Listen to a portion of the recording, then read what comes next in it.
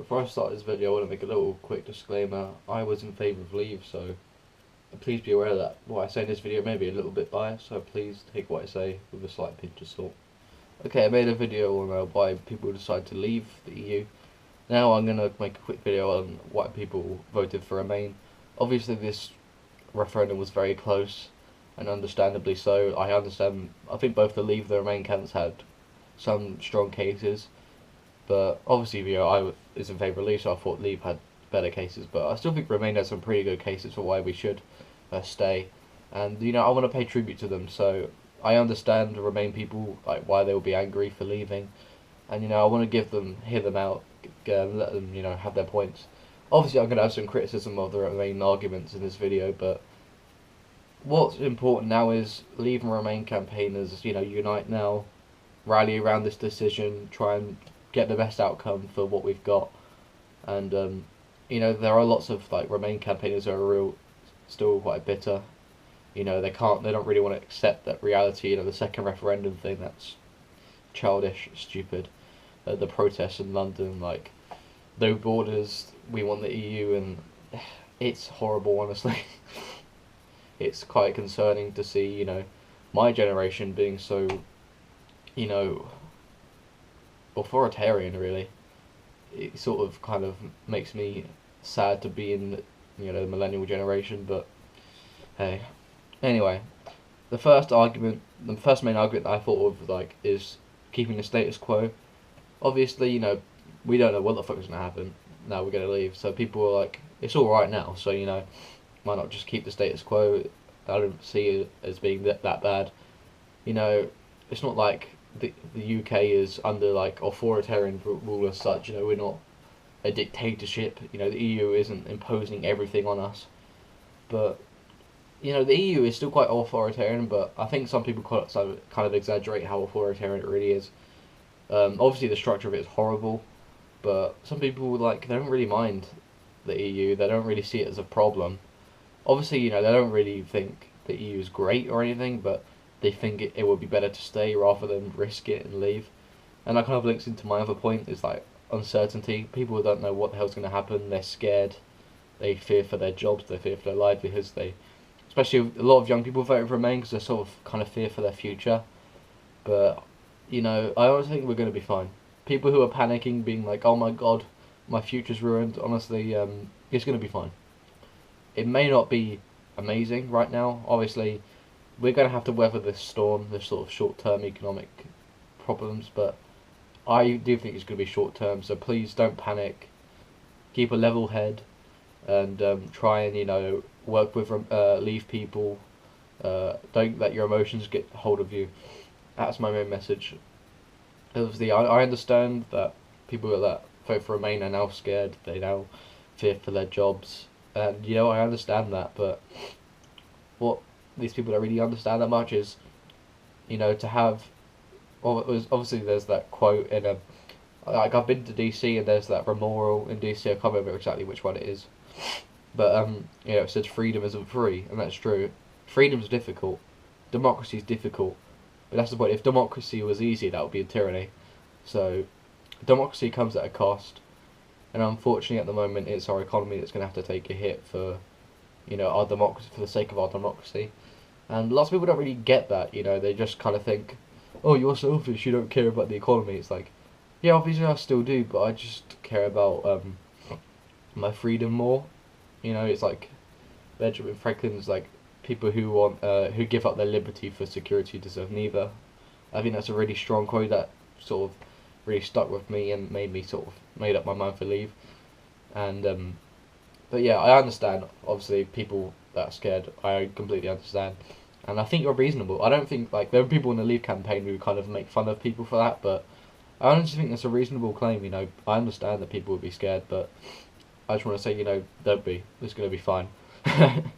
Another thing is obviously the economy. I kind of did, pick up on this on my why people vote to Leave video, but after we voted to Leave, the pound absolutely plummeted to the worst level since 2008. Although now it is making a comeback, obviously, after currencies go down, people are like, "Oh, it isn't that bad," so it bounces back up. Markets are unstable. We know that, We never know what's going to happen with the markets. But obviously, if you do something as rash as vote to leave, you know, people are going to be like, wow, the UK is really a really risky investment now. And people don't really want risky investments. They want, you know, quite certain investments. Obviously, you know, that makes sense. If Man United are playing Accrington Stanley, obviously you're going to bet on Man United to win. So even though it's very unlikely Accrington Stanley will win, you know, the odds are higher if you do bet on them. You know, Man United are the more likely team to win than Accrington Stanley. And I apologise to what Accrington Stanley fans there, but yeah, I had to use that analogy. But yeah, like, the economy is going to take a hit. There's no question about that. Even I know, Leave campaigners, you know, they weren't stupid. They did know that leaving was going to come with consequences. But I also think even remaining, it's kind of like, if you want to leave, it means you kind of want to take the economic hit now and have a better future, but remain sort of like, you want to keep your economy stable now, but have an economic crash in the future and still be sort of attached to EU. Like, the EU is on a downwards path. Even Juncker has admitted, yeah, the EU's best days are behind it. You know, Spain, Greece, 50% youth unemployment, Italy, negative growth figures, Germany, very slow growth figures. The EU is heading for a crash, and I kind of think, you know, leaving is gonna, obviously we're gonna jump the ship now, but have to weather a storm. Whereas I think right now, if we remained, like, we'll just be carrying on the sinking ship, and then have to, you know, face the consequences later. It's sort of like, you can either leave now and take the hit and then not be attached to the EU, or we can be certain now, take the economic hit later, but still be attached to the EU and not be able to escape. And I'd rather, you know, jump the ship now and take the damage now, and, you know, be better in the future, rather than, you know, just coast into a crash. Obviously, you know, there's no certainty. There's no certainty that staying would result in a crash, but sorry, I have a bit of hiccups here, but I honestly, like, I forgot what I was saying now, but yeah, I guess I'll just move on. Free movement is another one. Like, lots of people who did come here from the EU are scared that if we leave the EU, we're just going to deport them. I honestly don't think that's going to happen. I think people that are from the EU that are staying in this country right now, they're probably going to be granted amnesty, honestly. Well, I would, anyway. I would grant EU people amnesty that are already here, but obviously the Tories are in power, so, you know, they're not exactly known for being very nice. The Tories, they're a bit heartless, to put it nicely. So, yeah, the Tories might deport some people, but if I was, you know, in the majority party, I would be in favour of giving people from the EU amnesty. Also, there is concerns, you know, of people wanting to go abroad. You know, if we leave the EU, you know, the people are scared that they won't be able to go on holiday, whatever, but obviously you can. You just have to apply for a visa. Obviously that's, you know, it's not a very nice process, you know. Obviously you'd rather just be able to go straight through the border than having to fill out forms and stuff, but unfortunately, you know, it's sort of, would you rather have unlimited immigration but be able to go anywhere you want, or, you know, lower your immigration but have to apply for visas? You know, it's sort of, it's just the thing where it's like, it's not very convenient, but it's sort of, you know, necessary. It's inconvenient but necessary. That's what I'm trying to say. You know, people, but, you know, the fear-mongering saying that, oh, you won't be able to go to Spain anymore. Obviously, you know, stupid. There's only really stupid people who knew that. Obviously, rational Remain campaigners knew that, you know, they still could apply for visas and stuff, and, you know, it's not going to be that difficult. Like, I went to the States this year. I had to just apply for an ESTA. It wasn't that difficult. But obviously, you know, border security, like in the States, is really, you know, really strong. So people may be concerned that, you know, if you come back from holiday, you might have to wait an hour to go for border control. But it's going to be fine, honestly. Also, I mean, I can apply for German dual citizenship, so if the EU if Britain sinks, then I can just move to Germany. I think you can get citizenship for your grandparents, so I'm able to get German dual citizenship, so lucky me. Another thing is sort of security. Obviously, like, the EU provides sort of a lot of workers' rights, a lot of environmental protection, a lot of regulation, and people are kind of scared that if we leave, all of these, you know, regulations and all these sort of like guaranteed things are just going to be scrapped. I don't think so. Like when we leave, we can still keep some of the laws from the EU, but like even I have concerns that the Tories are going to scrap, a lot of workers' rights and a lot of environmental stuff, and that's going to be crap. Even though I knew this, obviously because the Tories are in power, I knew that there is a possibility of that happening, but I'm gonna have to say I'd rather take that than be part of the EU. Like, it's gonna be shit. No argument there. But I think it's worth it. In the end for our sovereignty, our freedom. Being able to make our government accountable. That's more important. It's gonna be crap, but hey, if the government does something ridiculous like that, we can just vote them out in 2020. So we can vote in, a Labour government, and they might reinstate these workers' rights. So it's not the end of the world. That's the thing, though. With the UK government, if they do something that we don't like, we can vote them out. If the EU government does something we don't like, we can't do anything. So, yeah. And also, people are concerned with sort of like terrorism, and people think, if we stay in the EU, we'll be more safe against terrorism.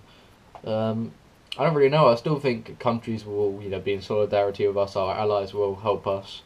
Another thing, this is where I go into like the sort of criticisms of the Remain argument. Like, I genuinely think there was a lack of understanding from people. Like, people didn't really realise how the EU works, and they didn't really see how sort of badly it is structured, and they kind of just like automatically assume that the EU's good because because obviously like me, the EU is all I've known. I was born in 1998, so I've been in the EU all my life. I haven't seen us live outside the EU, and obviously like, lots of people, older people, voted to leave, and people were like, you screwed our future and stuff like that. But honestly, I think it's sort of saving our generation from themselves. These older people, they've seen life in and out of the EU, and obviously they can sort of judge their life when they were out the EU and when they were in, and they'll be like, life was better out the EU, so I'm going to vote leave.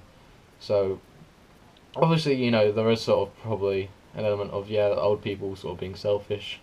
I'm not saying that's not a factor, but I just think it was more because old people have seen us live in and out of the EU, and they kind of make a judgment on that. Whereas people my age, all they've ever known is the EU, so they're sort of and obviously they've been stable whilst in the EU, so they don't really want to change that.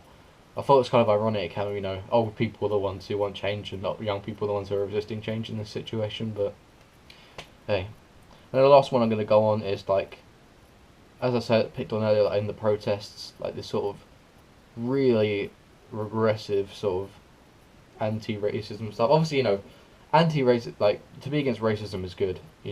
Be against racism, but some people take it way too far. Like we were saying, like we don't want any borders. We just want to, because we're all the same. We're just gonna have no borders anywhere. But I think that's inconvenient. Obviously, I want to treat all people the same. All people are people at the end of the day. But also at the end of the day, you got to think of our public services, housing. If we had unlimited space and we could take all these people in, I'll be like fine, yeah. But obviously, we've only got a finite amount of land. We've only got a finite amount of housing. We've only got a finite amount of public services. So there's a lot of stress in the NHS from something called health tourism, where people from other poorer EU nations just come to the UK to get NHS care for free and then fuck off back home. So that's putting a lot of stress on the taxpayer. And I don't think these people realise, they've sort of bought into the cult of diversity, and it's like, diversity is good all the time, unquestionable. Diversity is always the best thing. Unfortunately, I don't believe that. I believe, obviously, diversity is good. I want diversity, but I don't, want to force it into everything. I think diversity should just come through the free market. It shouldn't be sort of like we have to have like diversity. We have to have sort of affirmative action, racial quotas. I think that's terrible. Judge people based on their skill, and if that means you employ loads of black people, you employ loads of white people, you employ loads of other races. I don't care. You can have an entire workforce full of women, but if you pick them because they're skilled, I don't care. Just pick the best people. I don't care what gender or race they are, and I don't think that's what these sort of there is this sort of because our education system has sort of been all about inclusion, all about everybody's a winner, which I think isn't a good idea. People don't really see the value of competition. People think competition is a bad thing. Obviously, you want competition for everything, because that's just not sustainable. But there are some elements where competition is necessary, and not everybody can be a winner. Like people are being sort of pampered. They're being told that you can still get a medal for taking part, and this sort of feeds into this mentality of just have no borders. We want unlimited immigration, and that's just unsustainable, man. You can't do that. But anyway, I hope you like the points I made in this video. Obviously, if you're a main, leave me criticism in the comments if you like. Obviously, keep it sensible. But I no guarantees there. But if I misrepresented you, again, I apologise if I misrepresented any of you. If you want to see the video I did on why people vote to leave, I'll probably leave that in the description. I'll probably upload both of these at similar times. But yeah, I mean, we're gonna leave now, so it's sort of like you got to rally around this decision now.